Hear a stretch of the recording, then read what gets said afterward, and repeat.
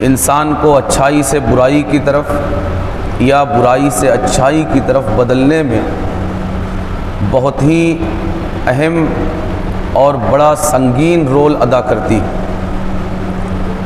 اس کی اہمیت کا اندازہ آپ اس سے لگائیے کہ اللہ تبارک و تعالی نے قرآن کریم میں ارشاد فرمایا، یا ایھا الذین آمنوا اتقوا اللہ وکونوا مع الصادقین، کہ اے ایمان والوں، اے وہ لوگ جو ایمان لا چکے، اللہ کا تقوی اختیار کرو اور سچوں کی صحبت اختیار کرو۔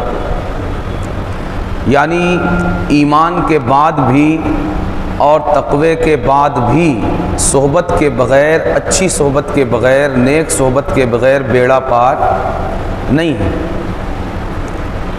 اس کو ہم اس طرح بھی دیکھ سکتے ہیں کہ اس دنیا میں تعلیم کے ذریعے، تربیت کے ذریعے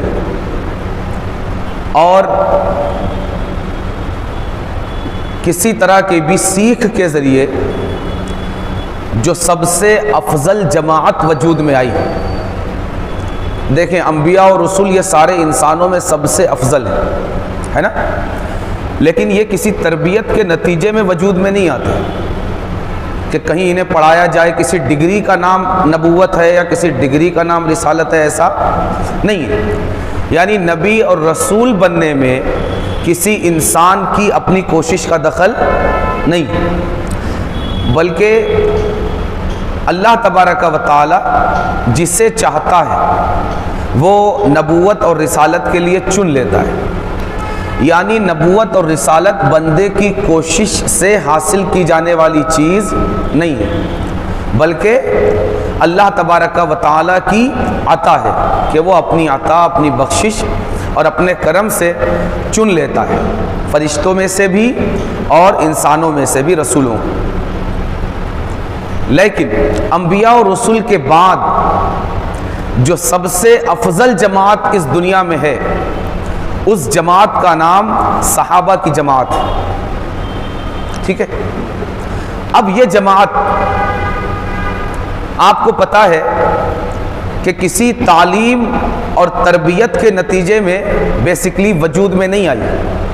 انہوں نے کسی کالج میں یا کسی مدرسے میں باضابطہ کسی علم کی کوئی ڈگری یا کوئی سند حاصل نہیں کی، بلکہ وہ مقام جس نے انہیں انبیاء اور رسولوں کے بعد ڈائریکٹلی سارے انسانوں سے افضل بنایا، وہ نتیجہ ہے نبی کریم صلی اللہ علیہ وآلہ وسلم کی صحبت کا، کہ صحبت کے فیض نے انہیں وہ مقام عطا کیا کہ ان میں سے کسی کو اگر نبی کی ایک لمحے کی صحبت اگر ملی ہو اور پھر بعد کے زمانوں میں کوئی 50 سال زندگی میں علم حاصل کرتا رہے یا تربیت حاصل کرتا رہے، تو وہ ایک لمحے کی صحبت 50 سال اور 100 سال کے حاصل کیے جانے والے علم پر بھاری۔ کیوں؟ اس لیے کہ وہ جس صحبت کا فیض تھا اب وہ صحبت حاصل نہیں ہے۔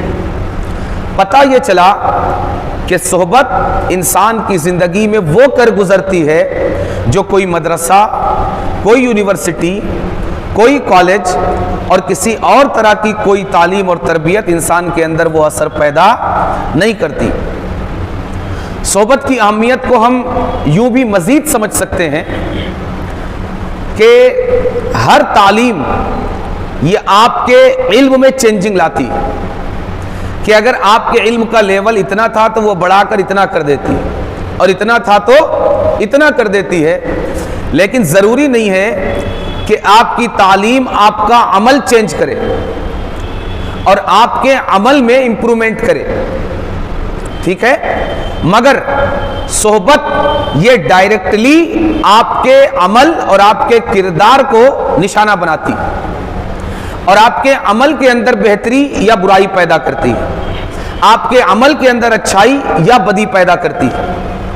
اسی طرح اگر آپ صحبت کو بغور دیکھیں تو آپ کو پتہ چلے گا کہ تعلیم کے ذریعے اور تربیت کے ذریعے سیکھنے کا مادہ اللہ نے صرف انسان کے اندر رکھا ہے کہ تعلیم کے ذریعے انسان سیکھ سکتا ہے۔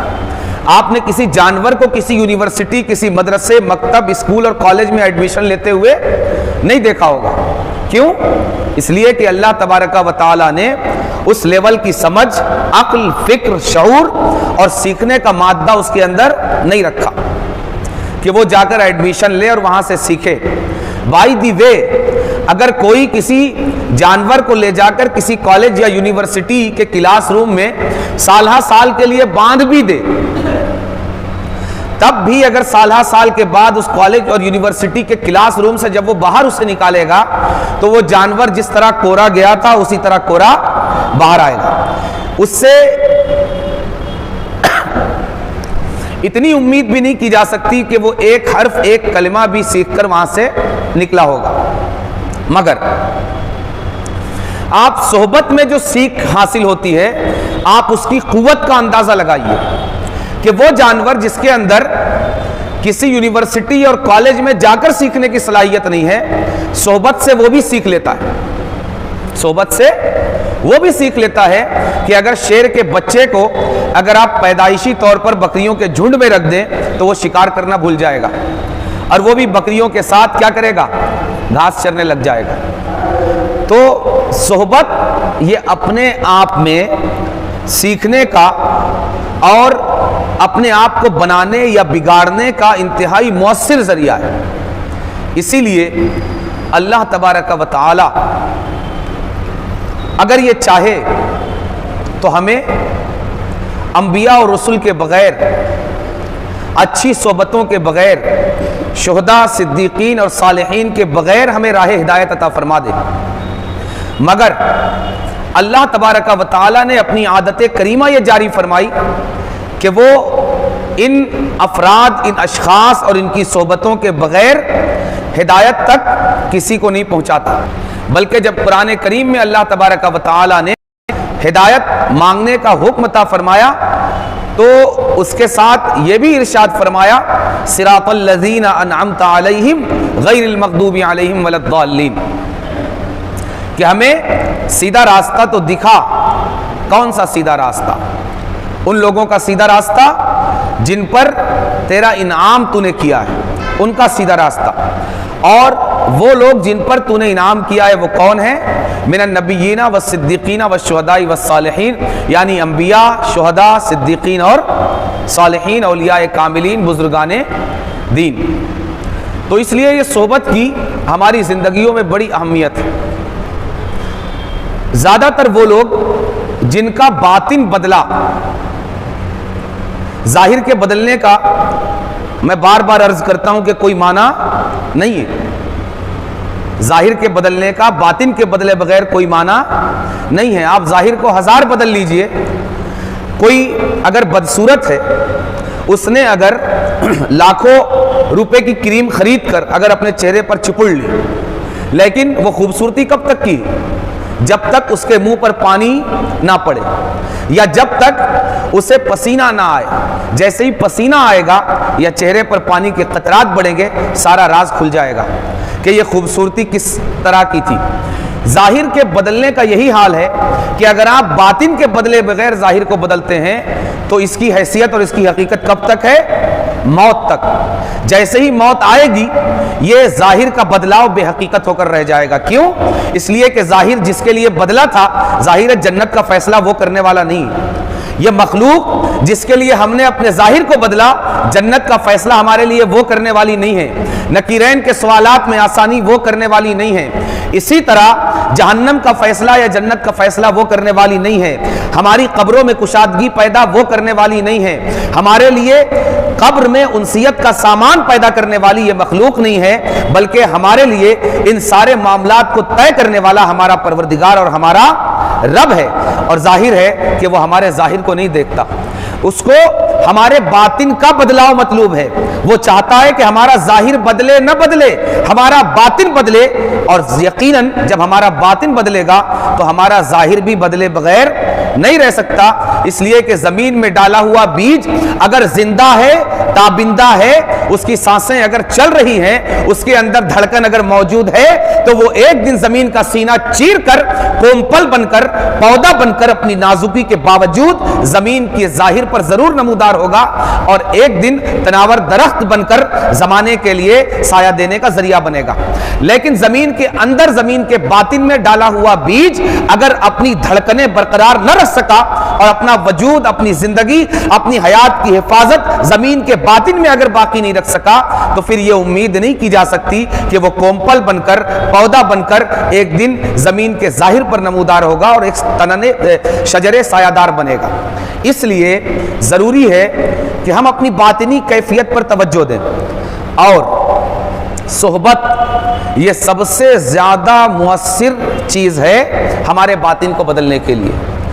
جن لوگوں نے بھی اپنے باطن کو بدلنے میں جو لوگ بھی کامیاب ہوئے، ان میں سے اکثریت ایسے لوگوں کی ہے کہ جن کو کوئی نیک اور اچھی صحبت میسر آئی، اور اکثریت ان لوگوں کی جو شرابی بنے، جواری بنے، سٹوری بنے، گجٹی بنے، اور اس طرح کی بری عادتوں کا شکار ہوئے، برے کردار کا شکار ہوئے، برے اطوار کا شکار ہوئے، ان میں سے اکثریت یہ بری صحبتوں کا شکار ہو کر ان کی عادتیں خراب ہوئی، ان کے کردار خراب ہوئے۔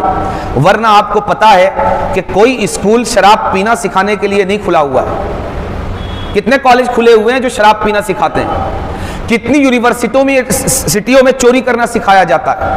کتنے کالجز میں ڈاکہ ڈالنا سکھایا جاتا ہے؟ ظاہر ہے کوئی اسکول، کوئی کالج، کوئی یونیورسٹیاں اور کوئی ادارہ یہ برائی کی تعلیم کے لیے وجود میں نہیں آیا ہے۔ تو یہ برائیاں کیسے وجود میں آ رہی ہیں؟ ان برائیوں کو ہمارے وجود کے اندر عادت بنا کر ڈالنے والی چیز یہ بری صحبت ہے۔ ٹھیک ہے؟ اس لیے ہمیں اچھی صحبتوں کو اختیار کرنا اور بری صحبتوں سے بچنا یہ کیا ہے؟ ضروری ہے۔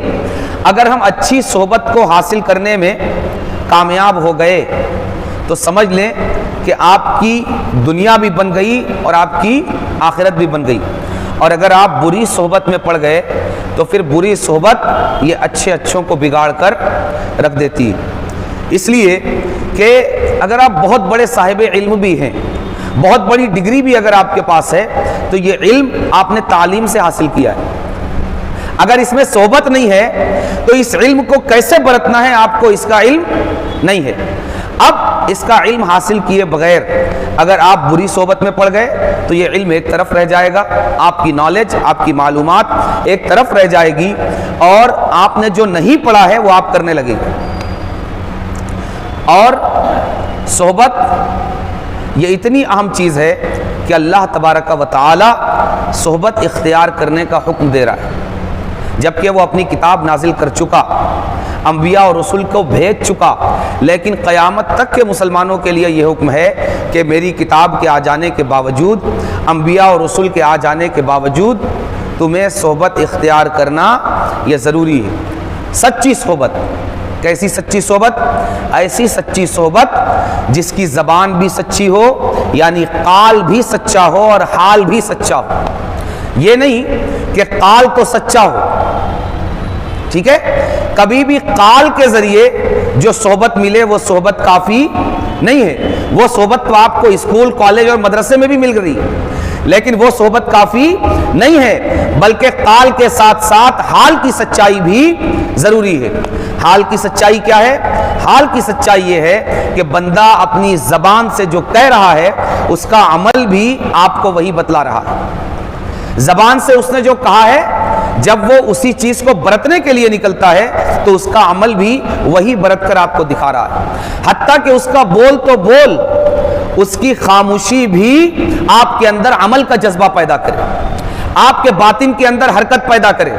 اس کی خاموشی بھی آپ کے اندر کردار کی بجلی تڑپا دے۔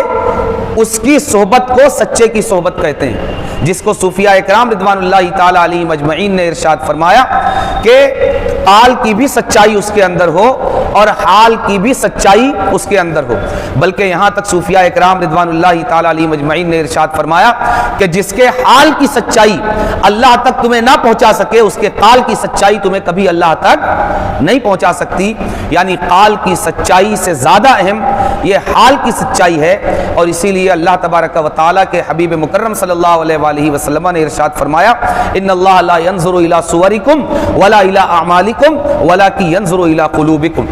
کیا فرمایا کہ اللہ تبارک و تعالیٰ تمہاری باتوں کو اور تمہارے اعمال کو نہیں دیکھتا، بلکہ اللہ تبارک و تعالیٰ کی نگاہ رحمت تمہارے دلوں پر ہوتی ہے کہ تمہارے دل کی کیفیت کیا ہے۔ اس لیے کہ اگر دل کی اچھی کیفیت کے ساتھ زبان سے بات نکلے گی، اچھی نیت کے ساتھ اگر عمل نکلے گا تو یہی بات اور یہی عمل اللہ کے یہاں وزندار ہوگا، اور اگر دل کی اچھی نیت کے ساتھ، دل کے اخلاص کے ساتھ اگر عمل اور بات زبان سے نہیں نکلی تو پھر اللہ تبارک و تعالیٰ کے یہاں نہ وہ عمل قابل قبول ہوگا، نہ ہی اس بات کا کوئی وزن ہوگا۔ اسی چیز کو حضرت شیخ سعدی شیرازی اپنی اس کتاب میں بڑے خوبصورت انداز میں مثال کے پیرائے میں اور تمثیل کے پیرائے میں بیان کرتے ہیں، اور ارشاد فرماتے ہیں گلے خوشبو در حمام روزے رسید از دست محبوب بدستم بدو گفتم کے مشکی یا عبیری کہ از بوئے دلاویز تو مستم بگفتہ من گلے ناچیز بودم ولیکن مدت باگل نشستم جمال ہم نشی در من اثر کرد وگرنہ من ہما خاتم کے ہستم۔ کہتے ہیں کہ حمام کے اندر پہلے زمانوں میں آپ کو پتہ ہے، خاص کر یہ جس علاقے کے باسی ہیں، جہاں کے رہنے والے ہیں، ایران اور ترکی اور اس کے اطراف کا جو علاقہ ہے، تو یہاں پر نہانے کے لیے حمام ہوا کرتے تھے بڑے بڑے، جہاں اجتماعی طور پر یعنی چند لوگ اکٹھا نہا سکتے تھے۔ گھروں میں نہانے کا انتظام اس طرح کا نہیں ہوتا تھا، اگر ہو بھی تو زیادہ اونچا، زیادہ اعلیٰ انتظام جو ہے وہ ان اجتماعی حمامات کا انتظام سمجھا جاتا تھا، کہ جس کو اچھی طرح غسل کرنا ہوتا، نہانا ہوتا اور تھوڑا کوالٹی کے ساتھ وہ حمام کا رخ کرتا۔ تو ایک دن آپ حمام میں تشریف لے گئے تو حمام میں یہ خوشبوؤں کا انتظام ہوتا، وہاں پھولوں کے پودے ہوتے اور اس طرح طرح کی خوشبوؤں کا انتظام ہوتا، جس کی بنیاد پر حمام کی جو مٹی ہوتی تو وہ بھی کیا ہوتی؟ خوشبودار ہوتی۔ تو کہتے ہیں کہ گلے خوشبو در حمام روزے، ایک دن میں حمام میں گیا تو کسی نے مجھے تھوڑی مٹی دی، بدو گستم کے مشکی یا عبیری کہ از بوئے دلاویزے تو مستم، میں نے اس مٹی سے خطاب کرتے ہوئے کہا کہ تو مشک ہے یا عبیر ہے؟ مشک تو آپ جانتے ہیں، مشک کیا چیز ہے؟ کیا چیز ہے؟ مشک ایک خوشبو ہے، قیمتی خوشبو ہے جو اللہ تبارک و تعالیٰ نے ایک خاص نو کے ہرن کے ناف کے اندر نابھی میں اس کی پیدا کیا ہے۔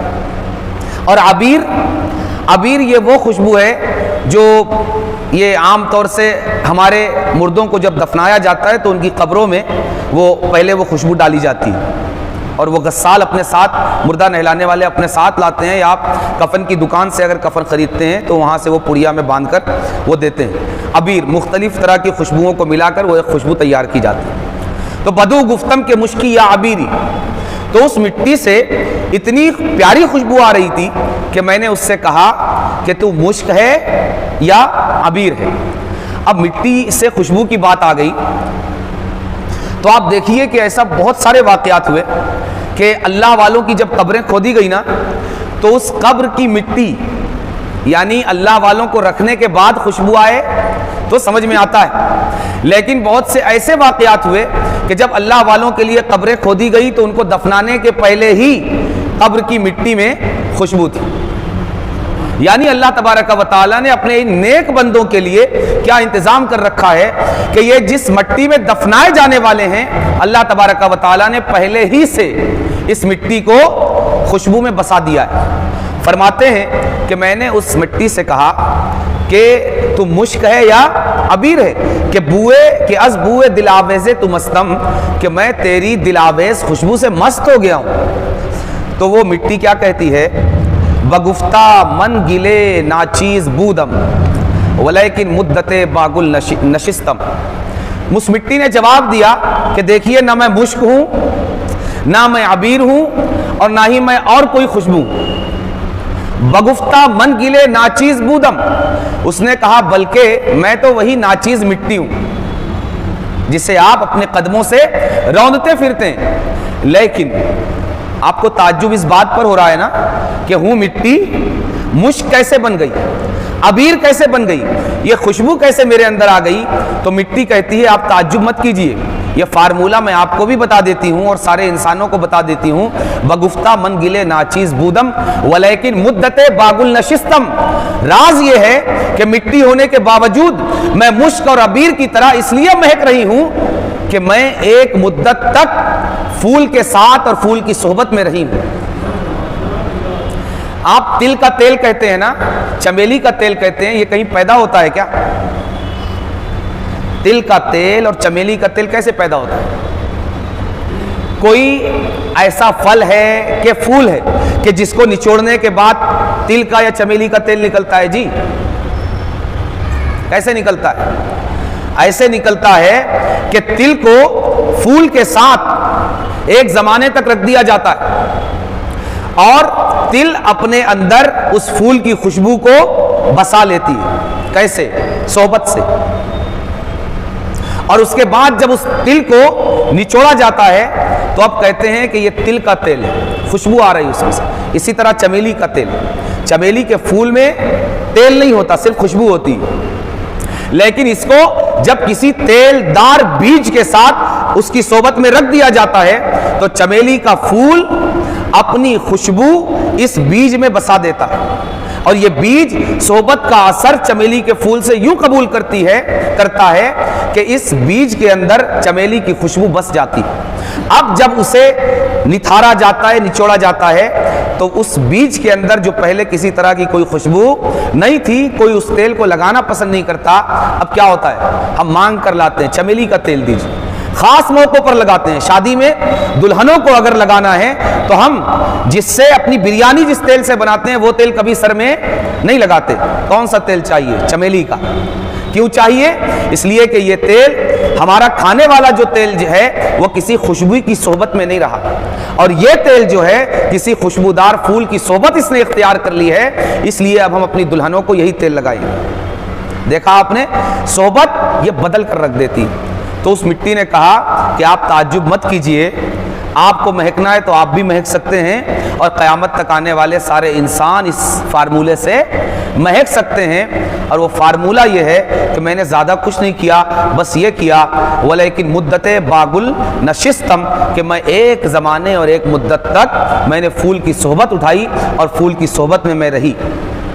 تو کیا ہوا؟ پھول کی صحبت میں رہی تو جمال ہم نشیں درمن اثر کر، تو ہم نشین کے جمال نے، حسن نے، اس کی خوبصورتی اور اس کی خوشبو نے میرے اندر اثر کیا اور میں بھی کیا ہوا؟ اس کے اثر سے مہکنے لگی. اور جب مہکنے لگی تو اتنا مہکنے لگی کہ آپ یہ تمیز کرنا دشوار آپ کے لیے ہو گیا کہ میں مٹی ہوں یا مشک ہوں، میں مٹی ہوں یا عبیر ہوں. کہتی ہے جمال ہم نشین درمن اثر کر، تو ہم نشین کے جمال، اس کی خوبصورتی اور اس کی خوشبو نے میرے اندر بھی اپنا اثر ڈال دیا. وگرنہ من ہما خاکم کے ہستم، ورنہ میں تو وہی خاک ہوں جو ہوں تو مٹی ہی. تو دوستوں، اگر ایک مٹی صحبت سے مشک بن سکتی ہے، ایک مٹی اگر صحبت سے مشک بن سکتی ہے، ایک شیر اگر صحبت سے بکری بن سکتا ہے، تو ایک انسان صحبت سے کیا نہیں بن سکتا؟ صحبت سے انسانوں نے صحابی بن کر دکھایا. کیسے صحابی؟ نبی کریم صلی اللہ علیہ وآلہ وسلم ارشاد فرماتے ہیں کہ یہ میری صحبت جن انسانوں نے حاصل کی، اگر یہ ایک مٹھی سونا اللہ کی بارگاہ میں خیرات کریں اور ان کے بعد آنے والا کوئی انسان احد پہاڑ کے برابر بھی اگر سونا خیرات کرے تو ان کا ایک مٹھی خیرات کیا ہوا سونا احد پہاڑ کے برابر دوسروں کے خیرات کیے ہوئے سونے کے برابر میں مقابلہ اس کا نہیں کر سکتا. کیوں؟ صحبت. تو صحبت یہ انتہائی ضروری چیز ہے. نہ بری صحبت اختیار کرنی چاہیے، نہ بغیر صحبت کے رہنا چاہیے. بلکہ ہمیں جو بھی وقت فرصت کا ملے تو اچھی صحبت کا انتخاب کرنا چاہیے، ایسی صحبت جو ہماری دنیا میں بھی انقلاب لائے، ہمارے دین کو بھی بدل دے اور ہماری آخرت کو بھی بہتر انجام تک پہنچائے، اور یہ وہی صحبت ہو سکتی ہے جو حال بھی سچا رکھتی ہو اور قال بھی سچا رکھتی ہو۔ اللہ تبارک و تعالیٰ اپنے ان نیک بندوں کی طرف ہماری رہنمائی فرمائے اور ہمیں نیک صحبت کا فیضان عطا فرمائے، اور اس نیک صحبت کے ذریعے ہماری زندگیوں میں نیک انقلاب پیدا فرما دے۔ وما علینا الا البلاغ۔ السلام علیکم ورحمۃ اللہ تعالی وبرکاتہ۔